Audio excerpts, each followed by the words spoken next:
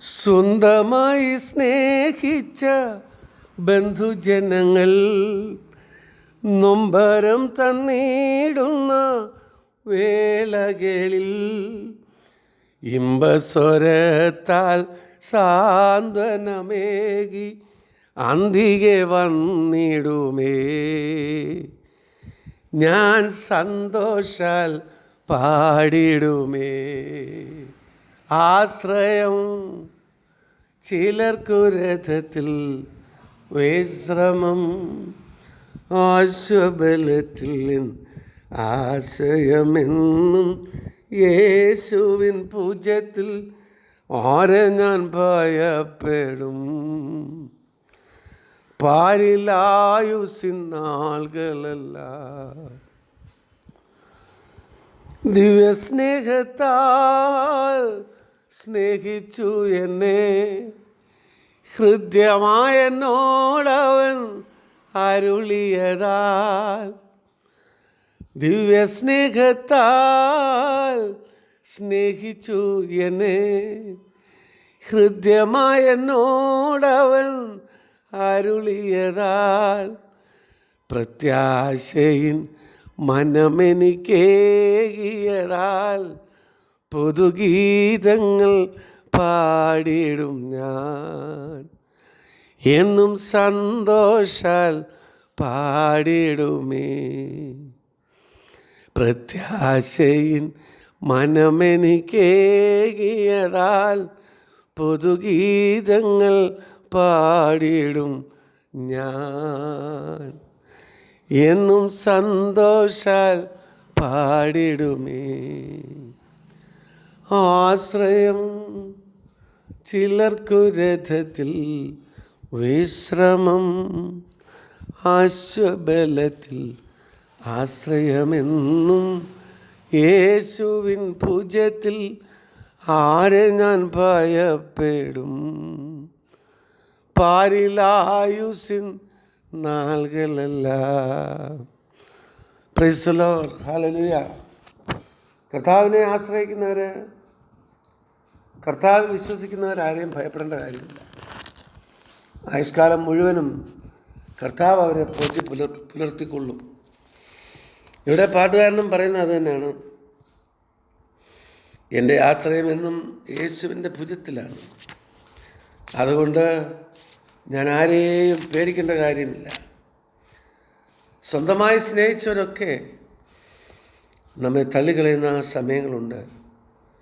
ആ സമയത്ത് കർത്താവ്, ഞാൻ നിന്നെ സൗഖ്യമാക്കും, ഞാൻ നിൻ്റെ കൂടെയുണ്ട്, നീ ഭയപ്പെടേണ്ട എന്നെല്ലാം പറഞ്ഞ് ഇമ്പസ്വരത്താൽ സാന്ത്വനമേകി അരികിൽ നമ്മെ വിളിച്ചു ചേർക്കും. അങ്ങനെ വീണ്ടും നമുക്ക് സന്തോഷത്തിൻ്റെ, ആശ്രയത്തിൻ്റെ, വിശ്വാസത്തിൻ്റെ പാട്ടുകൾ പാടുവാനിടയായിത്തീരും.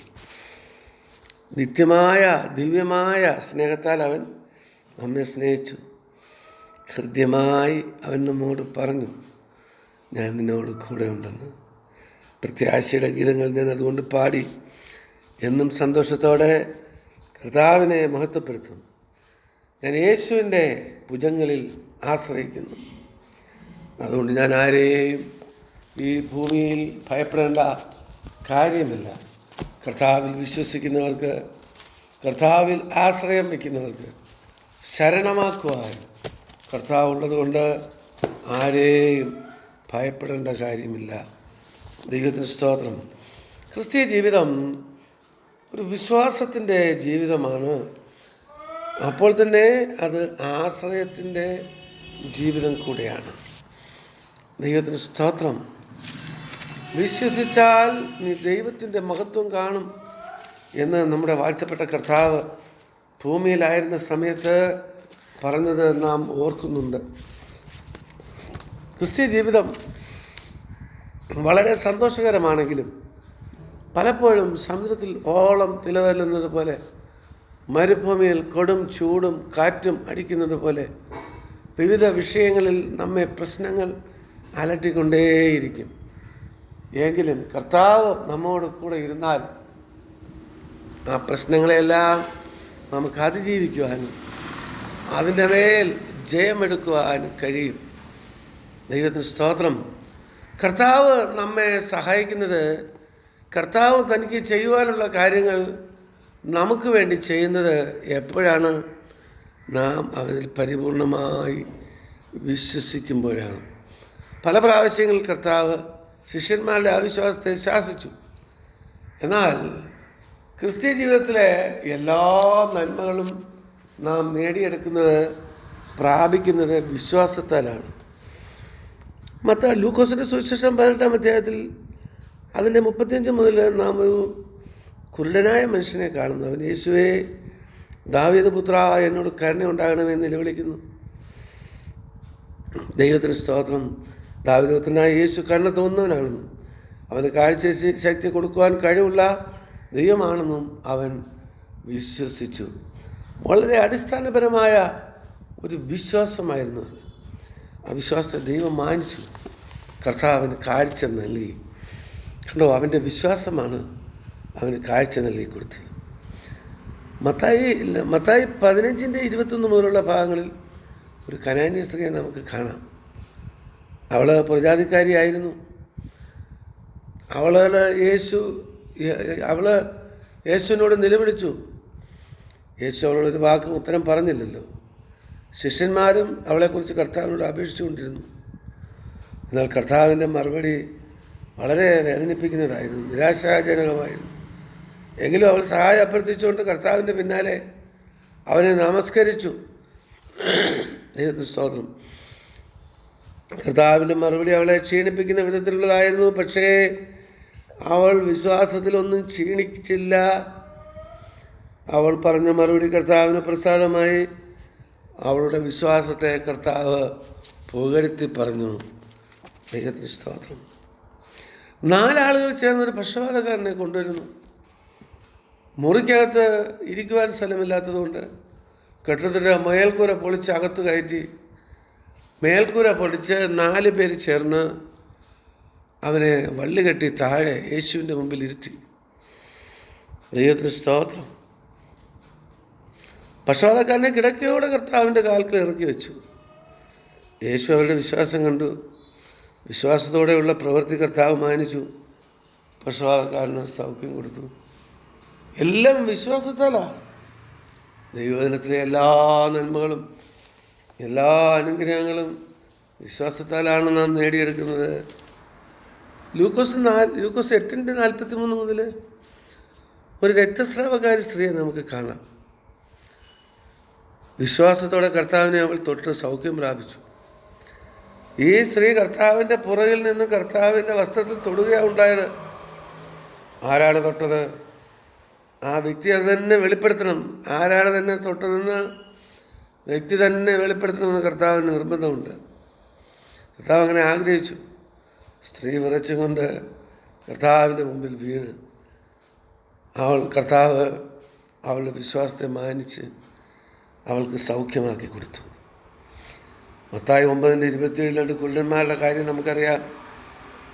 നിലവിളിച്ചുകൊണ്ട് യേശുവിൻ്റെ പിന്നാലെ തുടർന്നു. കർത്താവിൻ്റെ ശക്തി ഉണ്ടെന്നവർക്ക് വിശ്വാസമുണ്ട്. എന്നാലും യേശു കർത്താവ് അവരോട് ചോദിച്ചു. അവരുടെ വിശ്വാസത്തെ പറ്റിയായിരുന്നു ചോദ്യം. ദൈവത്തിന് സ്തോത്രം. ഇത് ചെയ്യുവാൻ എനിക്ക് കഴിയുമെന്ന് നിങ്ങൾ വിശ്വസിക്കുന്നുവോ എന്നാണ് യേശു ചോദിച്ചത്. കർത്താവേ എന്നവൾ മറുപടിയും പറഞ്ഞു. ദൈവത്തിന് സ്തോത്രം. അവർക്ക് മറുപടിയും പറഞ്ഞു. മറുപടി പറഞ്ഞു. യേശു അവർക്ക് കാഴ്ച നൽകി. മത്തായി 8-ാം അധ്യായത്തിൻ്റെ 5 മുതലുള്ള വേദഭാഗങ്ങളിൽ ഒരു ശതാധിപൻ്റെ വിശ്വാസത്തെക്കുറിച്ച് നമുക്ക് കാണാം. ദൈവത്തിന് സ്തോത്രം. മത്തായിയുടെ സുവിശേഷം 8-ാം അധ്യായത്തിൻ്റെ 22-ാം വാക്യം 22 മുതൽ ദൈവത്തിന് സ്തോത്രം 8-ാം അധ്യായത്തിൻ്റെ 5 മുതലുള്ള വേദഭാഗങ്ങളിലാണ് ശതാധിപനെ നാം കാണുന്നത്. ഖബറിന് മുമ്പിലെത്തിയപ്പോൾ ശതാധിപൻ വന്നവനോട്, കർത്താവേ, എൻ്റെ ബാല്യക്കാരൻ പക്ഷപാതം കഴിച്ച് കഠിനമായി വേദനപ്പെട്ട് വീട്ടിൽ കിടക്കുന്നു. അവനോട് ഞാൻ വന്ന് അവനെ സൗഖ്യമാക്കുന്നു. അതിന് ശതാധിപൻ, നീ എൻ്റെ പുരയ്ക്കകത്ത് വരുവാൻ ഞാൻ യോഗ്യനല്ല. നീ ഒരു വാക്ക് മാത്രം കൽപ്പിച്ചാൽ മതി, ദൈവത്തിന് സ്തോത്രം. ശതാധിപൻ പറയുന്നത്, നീ എൻ്റെ പുരയ്ക്കകത്ത് വരുവാൻ ഞാൻ യോഗ്യനില്ല, നീ ഒരു വാക്ക് മാത്രം കൽപ്പിച്ചാൽ മതി. ശതാധിപൻ്റെ മനോഹരമായ വീടാണ്. പക്ഷേ അവനറിയാം യേശുവിന് അവിടെ പ്രവേശിക്കാൻ കൊള്ളത്തില്ല. കാരണം മറ്റൊന്നുമല്ല, അവൻ പട്ടാളക്കാരനാണല്ലോ, 100 പേരുടെ അധിപതിയായ മനുഷ്യൻ. അവന് അവരുടെ കൂട്ടൊക്കെ കൂടി കമ്പനിയൊക്കെ കൂടും. അങ്ങനെ യേശുവിന് അങ്ങനെയുള്ള ഭവനത്തിൽ പ്രവേശിക്കുവാൻ കഴിയുകയില്ല. മദ്യപാനമൊക്കെ ദൈവത്തിന് വിപരീതമാണ്. അങ്ങനെയുള്ള കൂട്ടുകൂടലൊന്നും കർത്താവിന് ഇഷ്ടപ്പെടത്തില്ല. ദൈവത്തിന് സ്തോത്രം. അതുകൊണ്ട് അവൻ അന്നേരമേ പറഞ്ഞു, നീ എൻ്റെ പുരയ്ക്കകത്ത് വരുവാൻ ഞാൻ യോഗ്യനല്ല. അവനറിയായിരുന്നു അവനൊരു കുറ്റക്കാരനാണ്. യേശുവിന് അവനെ ഇഷ്ടപ്പെട്ടു. കർത്താവിനെ കണ്ടപ്പോൾ അവൻ കുറ്റങ്ങളൊക്കെ ഏറ്റുപറഞ്ഞു. ഇതുപോലെ ഒരിക്കൽ സക്കായി അങ്ങനെ ചെയ്തു. കർത്താവെ, ഞാൻ ആരോടെങ്കിലും നേടിയിട്ടും വാങ്ങിച്ചിട്ടുണ്ടെങ്കിൽ, അന്യായമായിട്ട് വാങ്ങിച്ചിട്ടുണ്ടെങ്കിൽ എൻ്റെ 4 ഇരട്ടി മടങ്ങി കൊടുത്തേക്കാം എന്നൊക്കെ പറഞ്ഞു. കണ്ടോ, കർത്താവിൻ്റെ സാന്നിധ്യം തന്നെ ഒരു പുതിയ വഴിത്തിരിവ് വിശ്വസിക്കുന്നവർക്ക് ലഭിക്കും. ദൈവത്തിന് സ്തോത്രം. ഇവിടെ അവൻ പറഞ്ഞത്, നീ ഒരു വാക്ക് മാത്രം കൽപ്പിച്ചാൽ മതി. യേശുവിൻ്റെ വാക്കിനെപ്പറ്റി ശതാധിപന് വലിയ വിശ്വാസമായിരുന്നു. ദൈവത്തിന് സ്തോത്രം. പക്ഷെ അവൻ്റെ കൂടെ നടക്കുന്ന പലരും അവിശ്വാസം, ശിഷ്യന്മാർക്ക് പോലും വേണ്ടത്ര വിശ്വാസമില്ലാത്തവരുണ്ടായിരുന്നു. പക്ഷേ ഈ പുറജാതിക്കാരനായ ഈ ശതാധിപന് യേശുവിൻ്റെ വാക്കിനെപ്പറ്റി എന്തോ ഒരു വിശ്വാസം. നീ ഒരു വാക്ക് മാത്രം കൽപ്പിച്ചാൽ മതി, എൻ്റെ ബാല്യക്കാരന് സൗഖ്യം വരും. ദൈവത്തിന് സ്തോത്രം. ഞാനും അധികാരത്തിന് കീഴിലുള്ള മനുഷ്യനാകുന്നു, എൻ്റെ കീഴിൽ പടയാളികളുണ്ട്. ഞാൻ ഒരുവനോട് പോവുക എന്ന് പറഞ്ഞാൽ അവൻ പോകുന്നു, വരിക എന്ന് പറഞ്ഞാൽ അവൻ ചെയ്യുന്നു. ഇവിടെ ശതാധിപൻ ഞാനും അധികാരത്തിന് കീഴിലുള്ള മനുഷ്യൻ. എന്താണ് അവൻ പറയുന്നത്? ഞാനുമെന്നാണ് പറയുന്നത്. അന്നേരം കർത്താവെ, നിന്നെപ്പോലെ തന്നെ, അവിടുത്തെ പോലെ തന്നെ ഞാനും ഒരധികാരത്തിൻ്റെ കീഴിലുള്ളവനാണ്. ദൈവത്തിന് സ്തോത്രം. യേശുവിനെ നന്നായി മനസ്സിലാക്കി. യേശു ഒരു അധികാരത്തിന് കീഴിലുള്ളവനാണെന്ന് അവന് മനസ്സിലായി. അതെങ്ങനെയാണ്? യേശുവിൻ്റെ മുകളിൽ ഒരധികാരിയുണ്ട്. പിതാവായ ദൈവത്തിൻ്റെ ഹിതമനുസരിച്ചാണ് പുത്രനായ തമ്പുരാൻ ഭൂമിയിലേക്ക് വന്നത്. അവൻ പിതാവിനോട് എല്ലാ കാര്യങ്ങളും സംസാരിക്കാറുണ്ട്. രാത്രിയുടെ യാമങ്ങളിൽ അവൻ പിതാവിൻ്റെ സന്നിധിയിൽ എപ്പോഴും ആയിരിക്കും. വിവരങ്ങളെല്ലാം പിതാവിനോട് പറയും. പിതാവ് പുത്രൻ്റെ ബന്ധം സ്ട്രോങ് ആയിരുന്നു. അവൻ പിതാവിനോട് ആലോചിക്കാതെ ഒരു കാര്യവും ചെയ്യത്തില്ല. പിതാവേ, നിൻ്റെ ഇഷ്ടം പോലെ ആകട്ടെ എന്ന് പോലും പറഞ്ഞ സംഭവം നമുക്കറിയാം. ദൈവത്തിന് സ്തോത്രം. അങ്ങനെ പിതാവിനെ കൂടെ ശതാധിപനറിയാം. ഞാനും അധികാരത്തിന് കീഴിലുള്ള മനുഷ്യൻ ആണ്. ദൈവത്തിന് സ്തോത്രം. അവന് ദൈവവചനം നന്നായി അറിയായിരുന്നു. ദൈവത്തിന് സ്തോത്രം. ഞാനും അധികാരത്തിന് കീഴിലുള്ള, ഞാൻ അതിനോട് വരിക എന്ന് പറഞ്ഞാൽ അവൻ വരും, പോകാമെന്ന് പറഞ്ഞാൽ പോകും. ഇന്നത് ചെയ്യുക എന്ന് പറഞ്ഞാൽ അവൻ ചെയ്യും. ദൈവത്തിന് സ്തോത്രം. ഇത് കേട്ടിട്ട് യേശു അതിശയിച്ചു. ശതാധിപൻ്റെ ഈ വാക്ക് കേട്ടിട്ട്, ഈ വിശ്വാസം കണ്ടിട്ട് യേശു അതിശയിച്ചു. ദൈവത്തിന് സ്തോത്രം. എന്നിട്ട് പിൻചെല്ലുന്നവരോട് പറഞ്ഞത്, ഇസ്രായേലിൽ കൂടെ ഞാൻ ഇത്ര വലിയ വിശ്വാസം കണ്ടിട്ടില്ല. ഇസ്രായേൽ ദൈവത്തിൻ്റെ സ്വന്തം ജാതിയാണ്, സ്വന്തം ജനമാണ്. അബ്രഹാമിൻ്റെ പുത്രന്മാരാണ്, യാക്കോബിൻ്റെ സന്തതികളാണ്. അവർ വിശ്വാസയാത്രക്കാരാണ്. അവർ വിശ്വാസത്താൽ യാത്ര തിരിച്ചവരാണ്. അബ്രഹാം കാണപ്പെടാത്ത നാടിനെ നോക്കി അവകാശമായി കിട്ടാൻ ദേശത്തേക്ക് പോയതാ.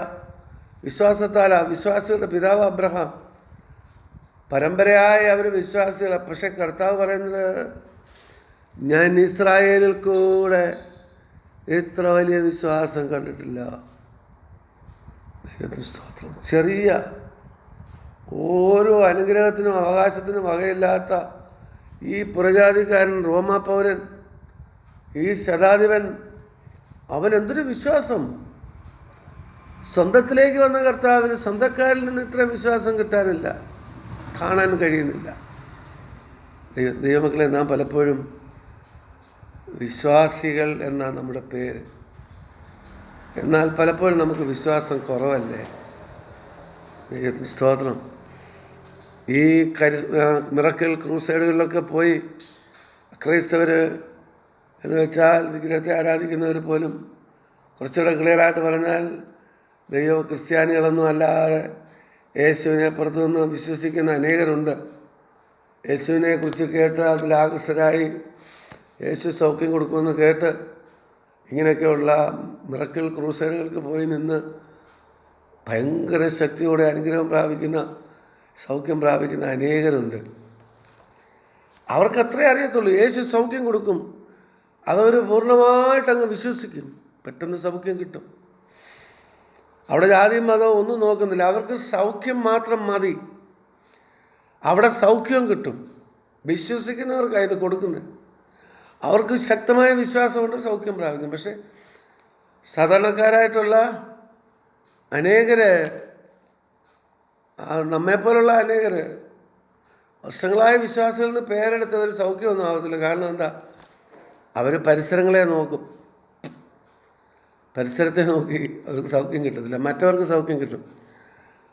ദൈവത്തെ സ്വന്തം അവിശ്വാസം കാരണമാണ് പലർക്കും കിട്ടാത്തത്. പക്ഷെ വേറൊരു കാര്യം കൂടെ ഞാൻ പറയട്ടെ. എന്നാൽ അനേകർ ഇങ്ങനെ സൗഖ്യം വാങ്ങിച്ചും കൊണ്ട് പോയി പിന്നെയും പഴയ കാര്യങ്ങൾ തന്നെ ഇടപെടുന്നു. ദൈവത്തിന് സ്തോത്രം. അതും ശരിയല്ല. വിശ്വാസം യേശു ക്രിസ്തു മുഖാന്തരമാണ് കിട്ടിയതെങ്കിൽ ക്രിസ്തു യേശുവിലുള്ള വിശ്വാസത്താൽ അവർ വീണ്ടും ക്രിസ്തുവിനോട് ചേർന്ന് ക്രിസ്തുവിൻ്റെ കൽപ്പന അനുസരിച്ച് രക്ഷിക്കപ്പെട്ട് സ്നാനപ്പെട്ട് ദൈവദിനപ്രകാരം ജീവിക്കണം. അല്ലെങ്കിൽ അവർ നരകത്തിലേ പോകത്തുള്ളൂ. ഒരിക്കലും യേശു സൗഖ്യമാക്കി, പക്ഷെ അവരെന്താ, ആ സൗഖ്യം കൊണ്ട് അത് മുഖാന്തരം അവർ ജീവിച്ചില്ല. യേശുവിൻ്റെ സൗഖ്യമൊക്കെ അവർക്ക് കിട്ടിയതാണ്, പക്ഷേ ആ സൗഖ്യം മുഖാന്തരം അവർക്ക് ജീവിക്കുവാൻ കഴിഞ്ഞില്ല.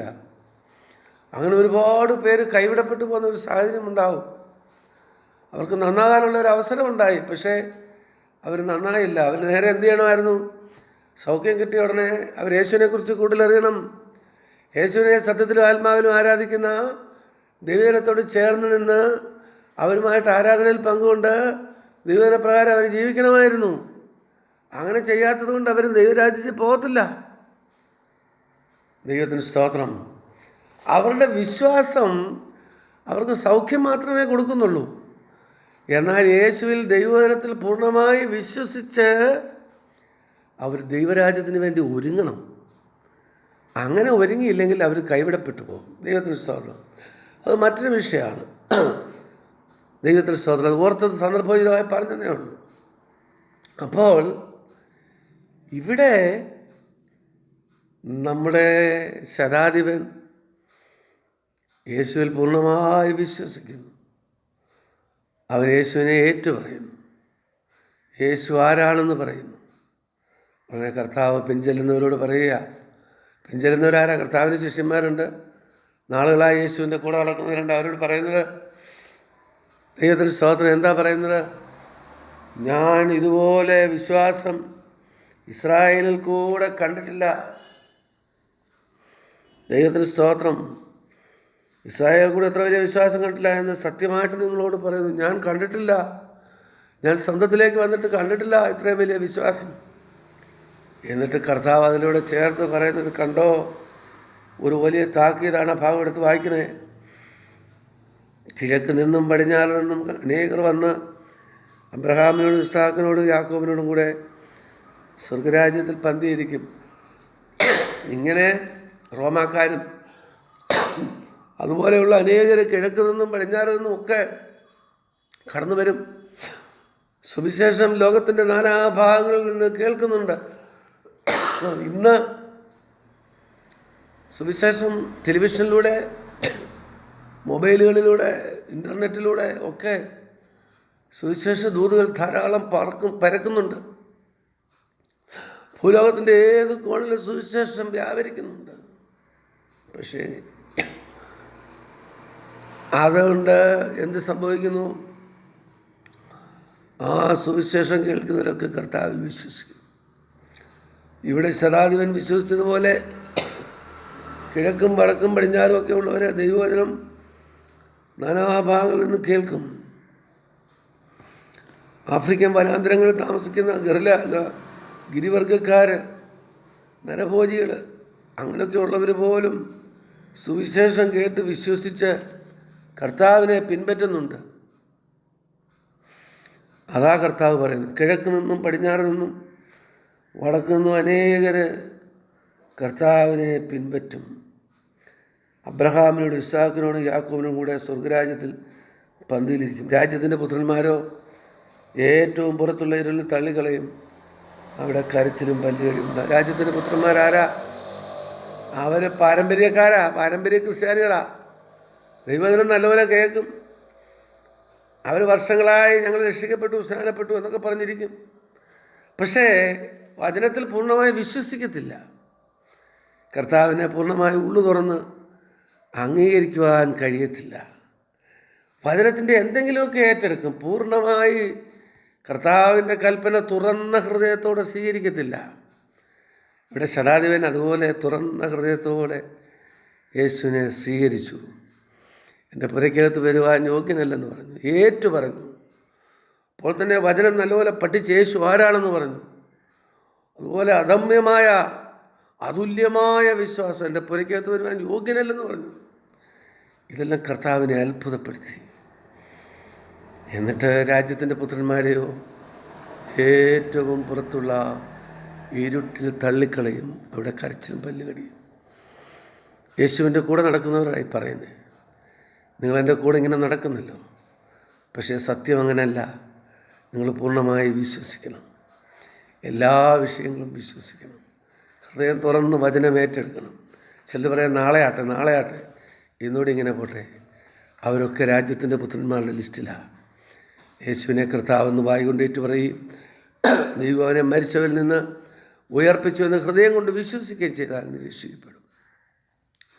വിശ്വസിക്കുകയും സ്നാനമേൽക്കുകയും ചെയ്യുന്നവൻ രക്ഷിക്കപ്പെടും. വിശ്വസിക്കാത്തവൻ ശിക്ഷാവിധിയിലാകപ്പെടും. ദൈവവചനം അതുപോലെ നാം വിശ്വസിച്ച് ഏറ്റുപറഞ്ഞ് കർത്താവിനോട് ചേർന്ന് നിൽക്കണം. അങ്ങനെയുള്ളവരെ കർത്താവ് ചേർക്കുവാൻ വരുന്നുണ്ട്. മറ്റൊരു രാജ്യത്തിൻ്റെ പുത്രന്മാർ വർഷങ്ങളായി കർത്താവിൻ്റെ കൂടെ നടക്കുന്ന ഒത്തിരി കൽപ്പനയൊക്കെ അനുസരിച്ചു എന്നൊക്കെ പറയുന്നുണ്ട്. ചിലപ്പോൾ അഭിഷേകവും പ്രാപിച്ച് കാണും. എന്നാൽ കർത്താവ് പറയുന്നത്, ഞാൻ നിങ്ങളെ അറിയുന്നില്ലെന്ന്. കർത്താവേ, ഞങ്ങൾ നിൻ്റെ നാമത്തിൽ ഭൂതങ്ങളെ വരെ പുറത്താക്കി. സത്യമായിരിക്കും, യേശുവിൻ്റെ നാമത്തിൽ ഭൂതങ്ങളെ പോലും പുറത്താക്കാനുള്ള കഴിവ് ദൈവം കൊടുത്തു കാണും. പക്ഷെ പിന്നീട് അതനുസരിച്ച് ജീവിക്കുന്നില്ല. ബാക്കി കാര്യങ്ങളെല്ലാം ശൂന്യതയാണ്. ദൈവത്തിന് സ്തോത്രം. ഞാൻ നിങ്ങളെ അറിയുന്നില്ലെന്ന് പറഞ്ഞു കളയും. അതുകൊണ്ട് കർത്താവിൻ്റെ കൂടെ ഇങ്ങനെ തിക്കും തിരക്കും ഉണ്ടാക്കാൻ നടക്കാതെ അവൻ്റെ വചനം പൂർണ്ണമായി വിശ്വസിച്ച് ഇപ്പോൾ ജനിച്ച ശിശുക്കളെ പോലെ, ആ ശതാധിപനെ പോലെ ഹൃദയം തുറന്ന് പറയുവാൻ, തൻ്റെ പൊസിഷനൊക്കെ മാറ്റിവെച്ച് കർത്താവിനെ പൂർണ്ണമായി ഏറ്റെടുക്കുവാൻ കഴിയണം. പരിശുദ്ധ പിതാവേ, ഞങ്ങൾ നിനക്ക് സ്തോത്രം ചെയ്യുന്നു. നിൻ്റെ വചനം പൂർണ്ണമായി അനുസരിപ്പാൻ കൃപ ചെയ്യണം. തുറന്ന മനസ്സോടെ ദൈവവചനം കേൾക്കുവാൻ, ഒരു മുൻവിധിയുമില്ലാതെ അനുസരിപ്പാൻ, യേശുവിനോട് ചേർന്ന് നിൽക്കുവാൻ, പൂർണ്ണമായി സമർപ്പിതത്തോടെ മുമ്പേറുവാൻ കൃപ ചെയ്താട്ടെ. എല്ലാ വിഷയങ്ങളും നിൻ്റെ മക്കൾക്ക് വിടുതൽ നൽകണമേ. വിവിധ വിഷയങ്ങളിൽ നേറിപ്പോകുന്ന അനുഭവങ്ങളുണ്ട്. പിതാവിൻ്റെയും പുത്രൻ്റെയും പരിശുദ്ധാത്മാവിൻ്റെയും നാമത്തിൽ എൻ്റെ മക്കളെ അനുഗ്രഹിച്ച് പ്രാർത്ഥിക്കുന്നു. എല്ലാ പോരിൽ നിന്ന് ജയമെടുക്കുന്നു. സാമ്പത്തിക ഞെരുക്കമുള്ളവർക്ക് വിടുതലേറ്റെടുക്കുന്നു. രോഗികൾക്ക് സൗഖ്യമേറ്റെടുക്കുന്നു. പ്രശ്നത്തിൽ അകപ്പെട്ടു പോയവർക്ക് വിടുതൽ, ആശ്വാസം യേശുവിൻ്റെ നാമത്തിൽ ഏറ്റെടുക്കുന്നു. വിടുതലോടെ അരിപ്പാൻ കൃപ ചെയ്യണം. പ്രാർത്ഥന കേട്ടതിനാൽ സ്തോത്രം. ക്രിസ്തു യേശുവിൻ്റെ നാമത്തിൽ തന്നെ. ആമേൻ, ആമേൻ, ആമേൻ.